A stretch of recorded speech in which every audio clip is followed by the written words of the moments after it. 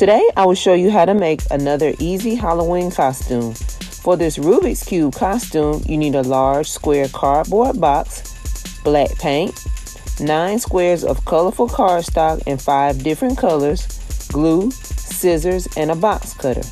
Paint the box black. Your cardstock will cover most of the box later. You can just paint the edges, but you want to make sure enough of the box is covered. While the paint is drying, cut out 9 squares of each color. For my box, I divided it into 3 by 3 sections, making them each 5.5 by 5.5 inches. I trimmed the squares to allow the black to show around the edge, and then I rounded the corners with a corner punch.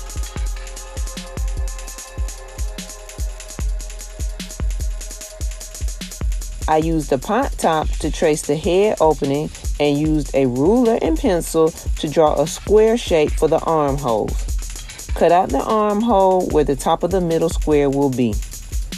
Lay 9 squares starting on one side. Organize them so that they have the same amount of space between each square and that they are lined up. For the armhole and head hole side, you only need 8 squares. Glue each square down. Continue placing squares on each side. Remove any excess cardstock that is covering the head hole or armholes.